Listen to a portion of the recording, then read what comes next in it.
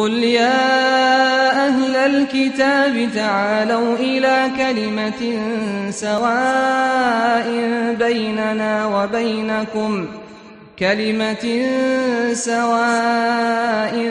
بيننا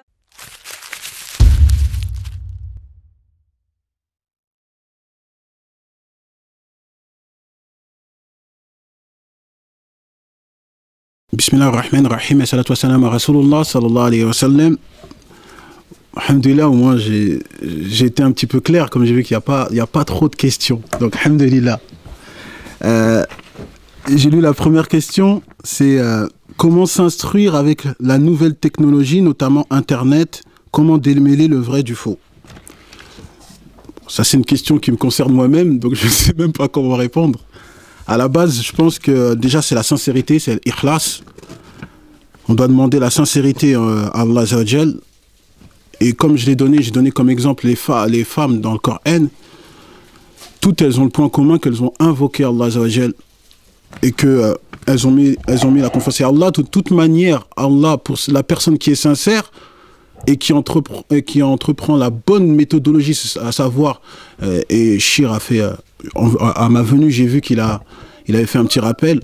À partir du moment que la personne a une bonne méthodologie de sa religion, normalement, il ne devrait pas avoir de problème. Il ne devrait pas avoir de problème. Après, je pense que déjà la première éducation qu'un musulman ou une musulmane doit avoir en premier lieu, c'est une relation avec le Coran. C'est une relation avec le Coran. Parce que nous, on aime bien s'accrocher aux paroles des hommes, mais on n'aime pas s'accrocher à la parole d'Allah. Et je pense que c'est le plus important. Et ça, c'est un travail que moi-même, je dois faire. Hein, parce que quand j'ai commencé le djinn, justement, j'ai fait cette erreur. Et je dois combler ces lacunes. Frère, Inch'Allah. Là, il y a une sœur, je suis sûr que c'est une sœur qui l'a écrit, parce que c'est assez marrant. Pouvez-vous faire davantage de conférences ainsi pour éduquer, elle a mis en majuscule, hein, éduquer les hommes de notre communauté. Je crois que c'est une petite revanche. Hein. Car contrairement à ce que vous dites, les femmes qui s'instruisent et cherchent à être fortes et prendre leurs droits existent réellement. Mais nous ne sommes ni soutenus, ni valorisés par nos pères, frères, etc. Et effectivement, le Cheikh Abdel Hakim m'a fait cette remarque. Moi, j'ai juste suivi les instructions qu'on m'a dit que c'était pour les femmes. C'est pour ça que je me suis un petit peu plus penché du côté de la jante féminine. Mais effectivement, si le capitaine chavire, tout le bateau coule. La prochaine question.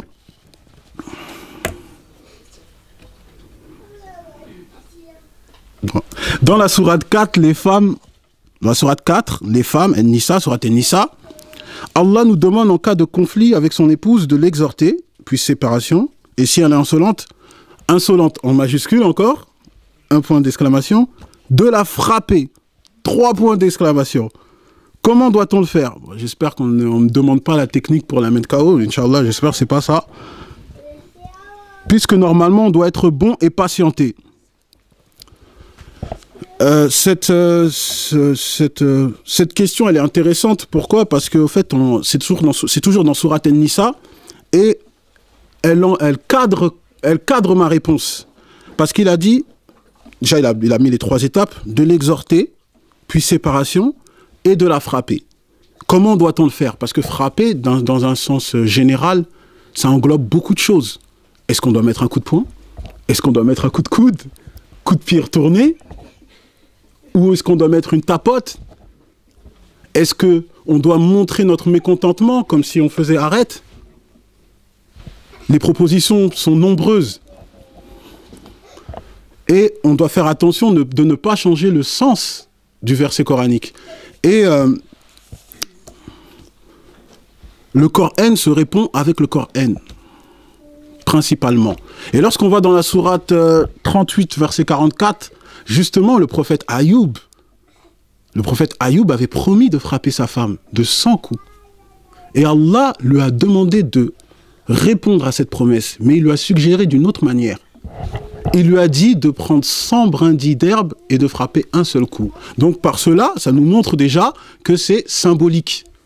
Parce que si déjà Allah lui demande de tenir sa promesse, mais il lui donne un moyen de le faire sans que ça ne porte atteinte à la femme. Ça prouve que le verset qui a été cité là dans la sourate 4, qui est dans la question, ça prouve que ça ne peut être compris que d'une manière symbolique. Et d'ailleurs, Ibn Abbas, le neveu du prophète, alayhi salatu wassalam, celui qui comprenait mieux le Coran, il nous explique ce verset comme étant symbolique, parce que le terme en arabe, c'est daraba. Et daraba, en arabe, il y a beaucoup de significations, comme le fait de donner un exemple. Et Ibn Abbas, il commande que c'est dans un sens symbolique, et il donne comme exemple, par exemple, de frapper avec une branchette de siwak, le frottoir à dents.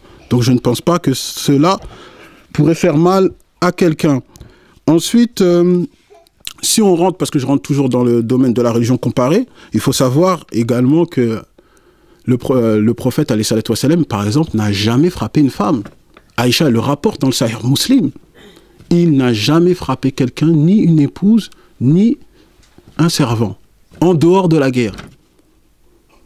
Et même le hadith rapporté par Ibn Hibban dit, c'est le prophète alayhi salatu wassalam qui dit, ne frappez pas les servantes d'Allah. Donc c'est clair. Sur cette chose-là, il n'y a rien, il n'y a pas de contradiction dans la chose. Et je vais donner un exemple. Dans les autres civilisations, par exemple, dans le judaïsme, si on va dans la Bible, c'est dans Exode chapitre 21, verset 21, on dit à un homme de frapper sa servante avec un bâton. La seule interdiction qu'on lui donne, c'est de ne pas la tuer. Ça, c'est dans la Bible, hein, c'est dans Exode chapitre 21, verset 21. Maintenant, certains vont vous dire, mais non, c'est pas son épouse, c'est sa servante. Mais une servante reste une femme, on est d'accord. Ensuite, même les savants juifs, par exemple, Maïmonide, c'est un savant dans le judaïsme, on dit que c'est le deuxième Moïse. Et ben lui, il autorise le mari à frapper sa femme. Ça, c'est dans le judaïsme. Et lorsque vous allez dans le christianisme, c'est la même chose. Les savants chrétiens aussi disent la même chose. Saint Thomas d'Aquin, Saint Augustin. D'ailleurs, même si on va dans la Bible catholique, dans Sirach 22,6, on dit qu'il y a de la sagesse à frapper sa femme à coups de fouet.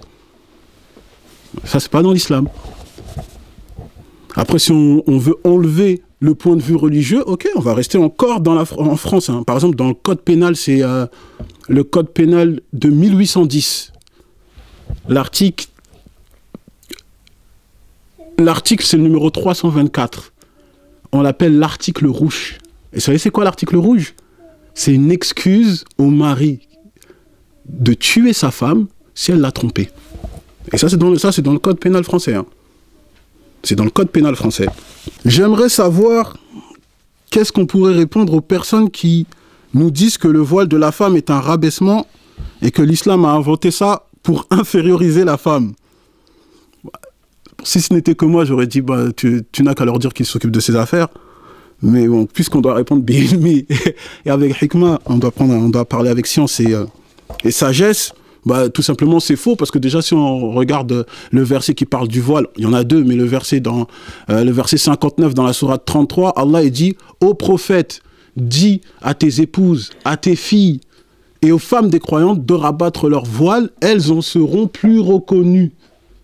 Et ça évitera qu'elles seront offensées. » Donc là, on voit la raison, c'est pour qu'elles soient reconnues. Mais reconnues pourquoi? Pour leur physique? Non, pour leur valeur, pour ce qu'elles véhiculent. Parce que, qu'on ne se le cache pas, lorsqu'une femme est voilée, même celui qui n'aime pas l'islam, quelqu'un qui n'aime pas l'islam et voit une femme voilée, il sait déjà ce qu'elle, je dis bien de manière générale, ce qu'elle adhère et ce qu'elle n'adhère pas. Il ne va pas l'inviter à aller boire une bière dans un bar. Sinon, on va le traiter de stupide. On est d'accord? Donc déjà, là, la chose, elle est plus que claire. En plus, dans la question, elle a dit c'est l'islam qui a inventé ça. C'est totalement faux. Totalement faux. Avant l'islam, il y avait déjà le voile. Dans la Bible, on parle du voile dans 1 Corinthiens chapitre 11, verset 5. Et chez les Juifs aussi. Une femme qui était en compagnie, elle devait porter un foulard. On appelle ça en hébreu le tichel. Et les femmes juives orthodoxes, elles doivent raser leur tête. Elles doivent mettre une perruque. On appelle ça le chétel. Et si maintenant c'est trop soutenu pour les gens, bah ok, on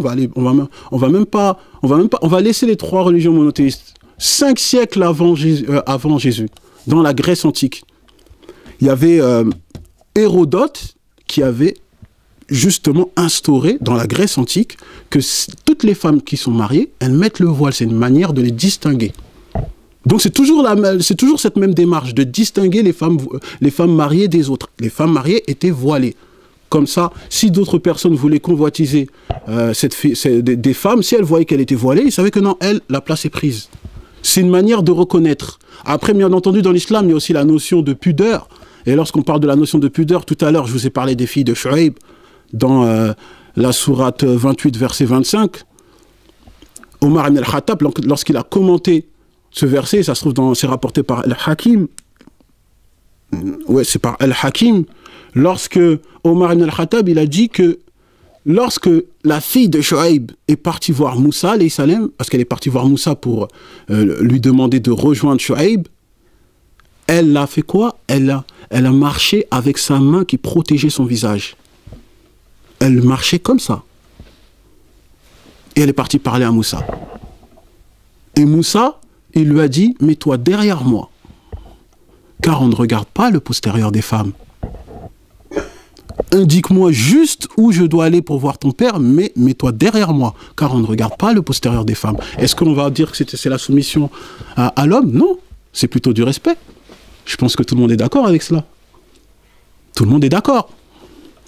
Donc, je pense que pour cette histoire de voile, c'est réglé. Et en plus, hein, lorsqu'on parle de soumission à l'homme, je suis désolé, hein, je reviens encore dans la Bible. Dans Éphésiens chapitre 5, verset 24, on nous dit « Femmes, soyez soumises à vos maris hein. ».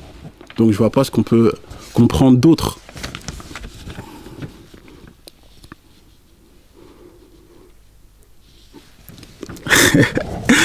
Salam alaikum. Beaucoup de personnes utilisent le hadith dans Bukhari que la femme a été créée d'une côte tordue. Je ne sais pas si c'est un frère qui a écrit ça. Hein. La plus tordue, c'est la partie supérieure. Si on veut la redresser, elle se casse, et si on la laisse, elle reste tordue. Ouais, c'est le hadith qui se trouve dans Al-Bukhari. Et la question dit, sommes-nous donc créés imparfaites? Le hadith, effectivement, il est dans le Sahih Bukhari, il est également dans le Sahih Muslim de mémoire. Et le hadith, normalement, il a été tronqué, il n'a pas été dit dans l'intégralité dans cette question. Parce que le hadith, il commence par « Soyez bons envers les femmes ». Parce que la femme a été créée d'une côte tordue. Et après, on continue ce qui a été dit. Et à la fin, il répète, le prophète sallallahu alayhi wa sallam répète « Soyez bons envers les femmes ». Il répète. Et il y a même un autre hadith qui va dans le même sens. Il est rapporté par Ibn Hibban et il a été authentifié par Shir Albani. La femme a été créée d'une côte. Si vous tentez de la redresser, elle se brisera. Soyez convenable avec elle et vous pourrez vivre ensemble. Ça veut dire que si on prend ces deux hadiths, on ne peut pas le comprendre comme si la femme, elle serait imparfaite. C'est totalement faux. Là, le prophète, alayhi salatu wa salam, a voulu nous expliquer la nature de la femme. Comme quoi, la femme n'a pas été faite comme nous. C'est tout. Parce que Adam, on va aller doucement. Déjà, regardez, la femme n'est pas créée comme nous. Elle n'a pas le même physique que nous. Donc, conclusion, elle ne pense pas comme nous. Elle n'a pas la même perception que nous. Donc, on ne peut pas agir avec elle comme on agit avec quelqu'un qui est comme nous. Ça, c'est totalement logique. Et regardez Adam, alayhi salam. Adam, il a été créé à partir de terre et d'argile. Mais la terre, c'est ferme. La terre, c'est inerte.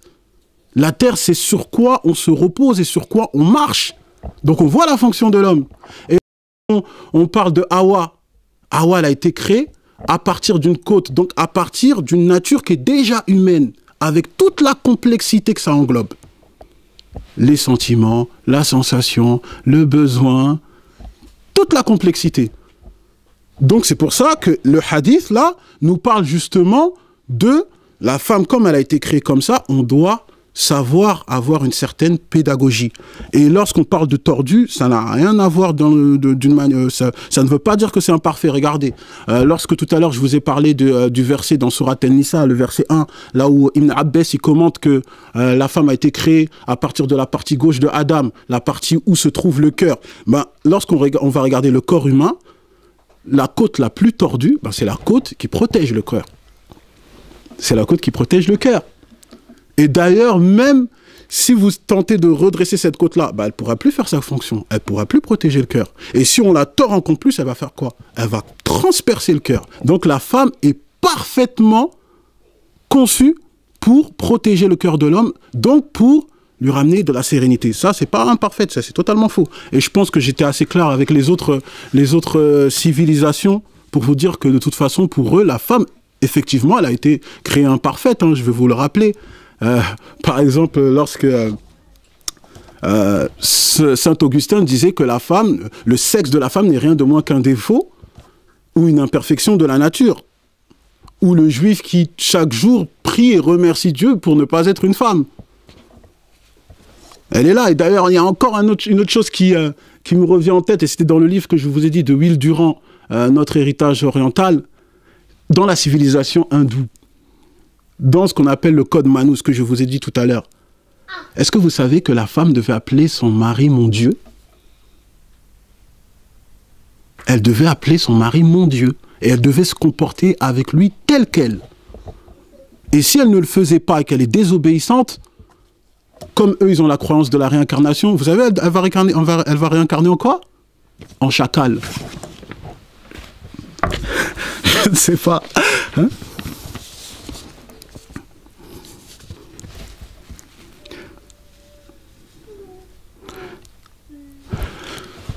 Ouais, là, la personne a mal commencé. Salam alaikum, shir. Bon, moi, déjà, je ne suis pas un shir. Hein. Je suis un shir juste dans mon lit avec mon oreiller. Parce que rien de plus, rien de moins. Et elle a dit, tu nous as dit certaines choses très intéressantes, mais j'aimerais savoir comment comprendre alors le verset « Les hommes ont un pas sur elle » et le verset « Les hommes ont autorité sur elle, sur les hommes ». Il y a deux versets déjà. Le premier, « Les hommes ont un pas sur elle », c'est le verset qui se trouve dans Surat al-Baqarah. C'est ça, Abdullah, hein? Surat al-Baqarah, non? Ça commence comment? Les hommes ont un pas sur elle. Mais je pense qu'il est tronqué. Oui, je vois. C'est dans le verset 228. Au fait, le verset, il dit quoi? Le verset, il dit... Bah, regardez, vous avez vu tout à l'heure ce que je vous ai dit? Je vous ai dit, il faut faire très attention quand on tire des phrases et on les sort de leur contexte. Le verset, au fait, dans Surat al-Baqarah, le verset 228, Allah, il dit « Les femmes ont des droits équivalents à leurs obligations, mais les hommes ont un pas sur elles. » C'est ça, en fait, le sens. Mais les hommes ont un pas sur elles. Et même quand on parle d'ont un pas, le terme, c'est daraja. Non, oui, c'est daraja. Et le terme, normalement, c'est même pas ont un pas sur elles, ont un degré, comme a dit Ibn Abbas. Et en plus... Si on rentre dans le commentaire d'Ibn Abbas, et c'est dans le tafsir de Tabari, il nous dit, regardez comment il explique ce verset. Hein. Parce que là, on a voulu nous dire, c'est pour montrer la soumission de l'homme. Regardez. Hein. Ibn Abbas commence ce verset en disant, j'aime m'embellir pour mon épouse comme j'aime qu'elle s'embellisse pour moi. Car Allah a dit, les femmes ont des droits équivalents à leurs obligations. C'est comme ça qu'il explique. En gros, la femme, elle a l'obligation de se faire belle pour son mari. Et Ibn Abbas dit, ça, c'est aussi son droit, que l'homme se fasse beau pour elle. Son obligation devient même un droit. Après, Ibn Abbas, il continue, il dit, et moi, je n'aime pas exiger tous mes droits par rapport à elle, car Allah a dit, et il cite le verset qui est cité dans cette question, les hommes ont un degré sur elle. En gros, le degré que l'homme il a sur la femme, c'est que normalement, lui, il doit avoir la capacité, et c'est un droit à la femme, il doit avoir la capacité de laisser passer certaines choses que la femme n'acquitte pas dans ses droits. C'est ça l'explication de Ibn Abbas. Donc en vérité, ce verset, il est favorable pour les femmes. Normalement, c'est les femmes même qui vont sortir ce verset. N'oublie pas ce verset, Ibn Abbas, il a dit ça. Normalement, c'est les femmes, c'est le contraire. Hein, c'est le contraire. Et le verset suivant, les hommes ont autorité sur les hommes, celui-là, je vois c'est lequel, c'est celui dans Surat An-Nisa. C'est dans Surat An-Nisa, c'est le verset 34. Et là aussi, il y a une suite. Les hommes ont autorité sur les femmes en raison des faveurs de ceux-là sur celles-ci. Et ont autorité aussi, celui-là, même Ibn Abbas, quand il le commente, le terme, si je me souviens, c'est kawimun. Kiwama, voilà. C'est kiwama et le terme... Voilà. Et donc, le terme, c'est chef de famille. C'est comme ça qu'il explique Ibn Abbas. il explique comme quoi que les hommes sont responsables des femmes. Et ça rentre dans le même état d'esprit que le verset qui a été cité auparavant. Et donc, par rapport à cela, on comprend encore une fois que ce n'est juste que l'homme est responsable de la femme. Et là, on peut le comprendre d'une manière... si on prend tout d'une manière globale dans le Coran, c'est pour ça que je vous ai dit qu'il faut qu'on s'accroche au Coran. Parce que regardez, Adam, alayhi salam, lorsque l'imam Bahawi explique que Adam, lorsque Allah il a menacé Adam de ne pas suivre les pas du diable avec Hawa, sinon il serait chassé du paradis. L'imam Bahawi explique que celui qui a subi les conséquences de cet acte, c'est Adam. Parce que c'était Adam qui était responsable de Hawa. Et c'est pour cela que Adam, il a l'obligation, et nous les hommes aussi, on a cette obligation de, par exemple, s'occuper des femmes, de s'assurer qu'elles mangent, qu'elles soient vêtues. Tous ces ordres que vous connaissez tous, ça, c'est l'imam Bahawi explique que lorsque la faute est faite des deux, c'est l'homme qui en subit les conséquences. Donc c'est normal. Je pense que celui qui est capitaine, la responsabilité sur lui, c'est normal qu'il aura la décision finale, parce que si quelque chose se passe, c'est lui qui prend les soucis. Hein, c'est comme un capitaine de navire. L'équipage a son mot à dire, mais c'est normal que c'est lui qui est le dernier, on va dire le dernier mot. Parce que si le bateau coule, on va dire c'est la faute à qui? Et puis même si le bateau est en train de couler, tout le monde doit partir. C'est qui le dernier qui doit sortir du navire? C'est pas le capitaine? Bah encore heureux qu'il va encore décider quand même, faut pas exagérer. Ce serait un petit peu normal, je pense.